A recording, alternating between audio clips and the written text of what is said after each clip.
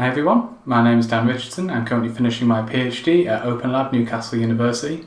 My work is around how mobile learning technologies can better capitalise on the learning resources that can be found in local communities. And today I'm going to walk through some of the work we did in 2019. This series of studies directly follows on from our previous publication, which reports on the design, development and evaluation of a mobile learning platform originally called ParkLearn, now titled OurPlace. OurPlace is a mobile learning platform consisting of Android, iOS and web applications. It allows for users to create their own bespoke, interactive mobile learning activities for themselves or for others. And you can also complete activities that others have chosen to share with you.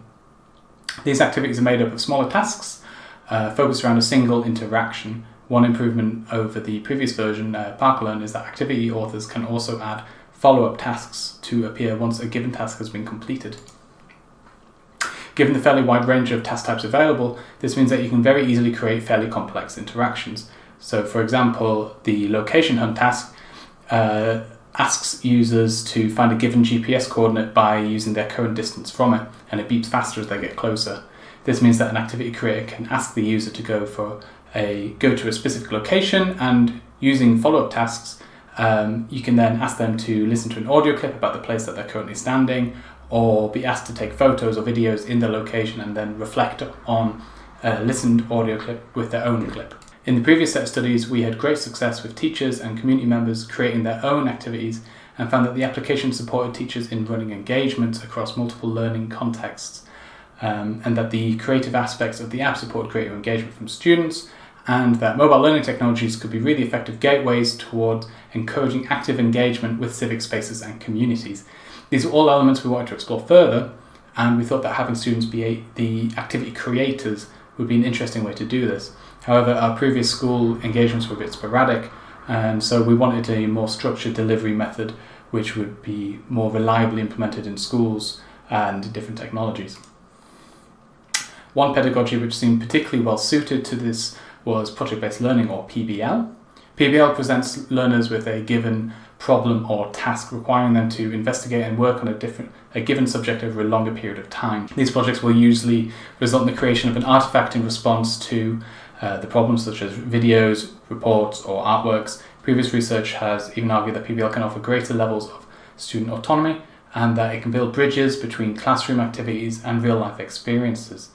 In this case, we want students to investigate an element of local heritage and, using their findings, create their own mobile learning content for others to use. There's been a lot of work around the use of technology-enhanced learning within PBL, including research and data collection stages, knowledge sharing and artifact creation even.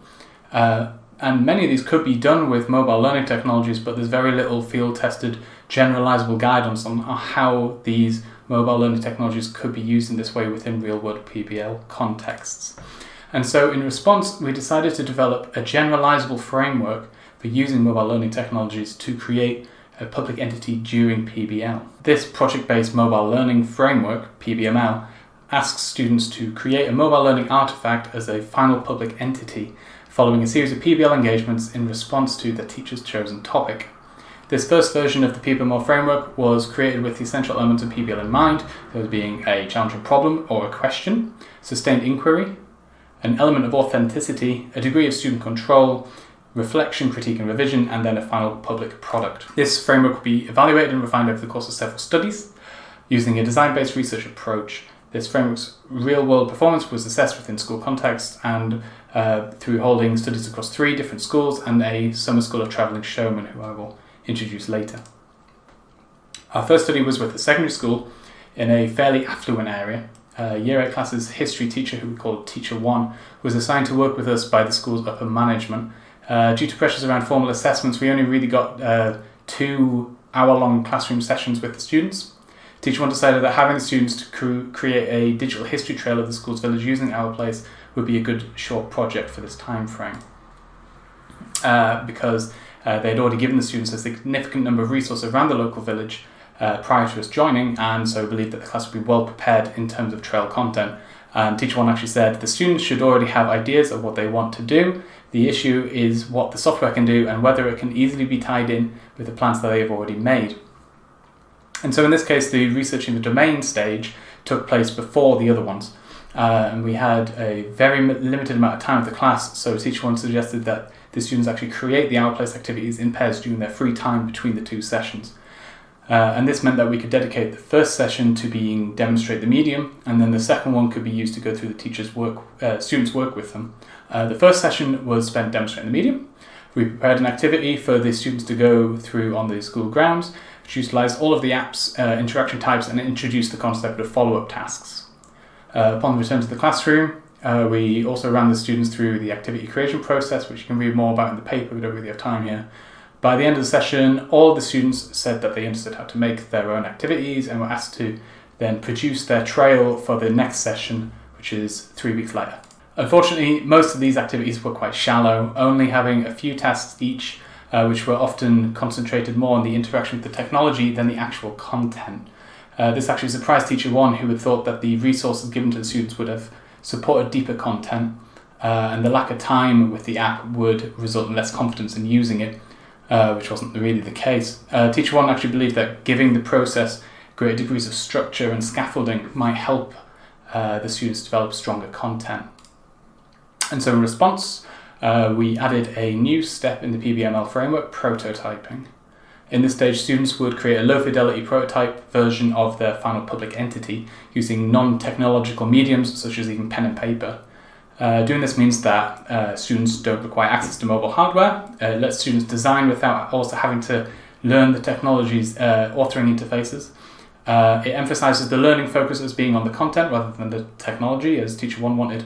And finally, it also allows for the introduction of visual learning and tangible interactions, so it more easily supports collaboration between students and group work.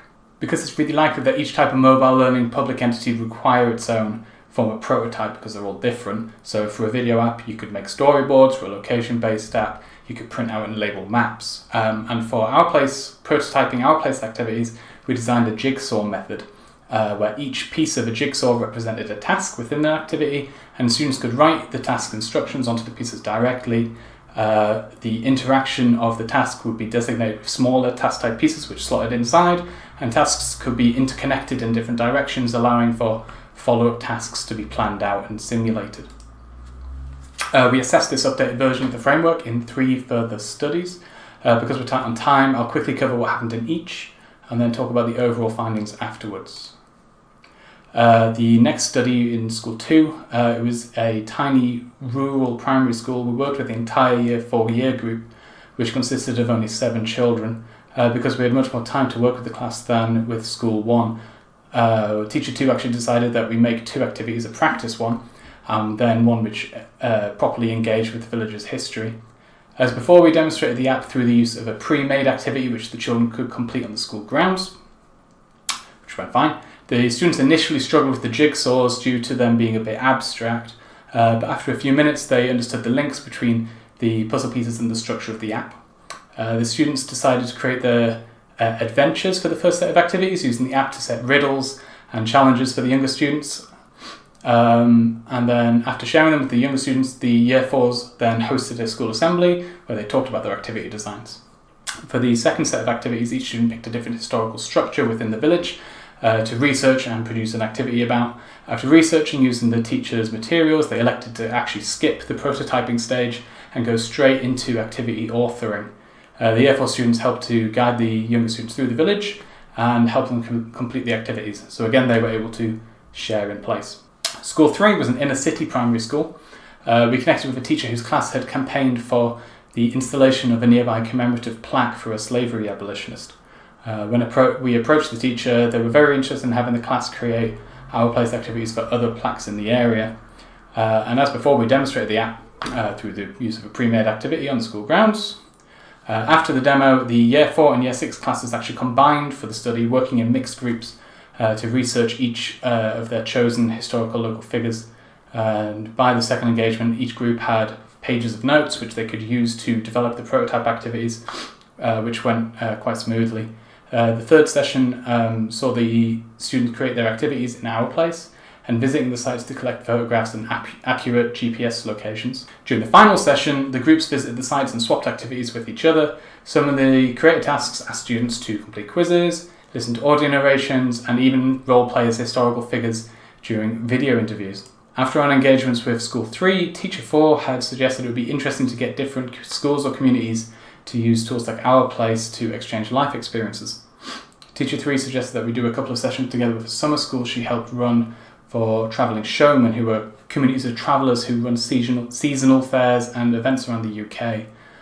We arranged for Teacher 3's class to visit the fair and for the show children to share their ways of life with that class. Due to the short-lived nature of the fair, though, we only really had one session to introduce the technology and have the show children create activities. And so to save time, we decided to go straight to the prototyping stage rather than introduce the medium. Which, while the transition from the jigsaws to the technology was actually fairly smooth, the children didn't really fully grasp some of the more complicated features of the app, such as follow-up tasks, and some of the children were actually disappointed when they realised they missed out on using them properly. Through all these studies, we identified 3 themes: configuration and compromise, harnessing students' desire for independence, and leveraging place through PBML. So the first theme, configuration and compromise, recognises that in these studies it was necessary to adapt the framework in response to each teaching context's limitations, usually based on time. We argue that in the real world, teaching contexts are rarely ideal, and so approaches to working within them should be adaptable and open to compromise, hence why we implemented the framework in various real-world contexts. However, it was clear that compromising on different parts of the framework had different results. For example, we believe that skipping the prototyping stage in School 1 actually contributed towards the lack of engagement with the domain and put the students' main focus on the technology itself. Similarly, the lack of meaningful demonstration of the medium meant that some of the summer school children were left disappointed in their activities. So the studies also highlighted the value of students sharing their creations with their classmates and the wider community as a way of boosting the perceived value of the final creation as public entities. And so we argue that researchers and practitioners should weigh up these compromises when configuring the framework according to what they want the focus of the project to be on, whether that be the utilisation of the technology, the children's understanding and application of the domain knowledge, whether they share their activities, their creations in authentic contexts, or through a significant time investment, all 3 of those. We found that this project-based mobile learning structure also helped harness the students' desire for independence by giving them large degrees of control and autonomy over the work. It also supported them putting in personal touches, such as inclusion of jokes, custom artwork, and even recordings of them singing. And when sharing their activities with the peers, the students were clearly proud of their creations and enjoyed taking a teaching role. This was shown in School 2, where the teachers even recognised it and played it up. They played up to the students' desire for perceived maturity by having them host the assembly. The younger students took this as something to aspire towards, and older students took like a mentor-style role. And we suggest that future mobile learning designs can harness students' desires for independence as a motivational force by granting them opportunities for autonomy and personal flourishes, as well as platforms through which to share these personal creations. The final theme relates to how PBML processes supported the schools in leveraging place as learning resources. The teachers noted that the framework offered new opportunities for engagement with local heritage. This was in part due to the nature of working towards the creation of a public entity, which gave the students a justification and motivation for researching each subject. Something covered in further detail in the paper is actually how the students' preconceptions of the Travelling Showman changed following technology-mediated personal interactions with the community and their lived experiences. And so we argue that mobile learning technologies are uniquely well suited to taking advantage of these kind of learning resources, as through this kind of framework, technology can not only support classroom-based PBL, but also situated learning in authentic space and place. Unfortunately, that's all I've got time for. Thank you for watching. If you found this interesting, I'd encourage you to check out the open access paper, which features much more detail. Thanks.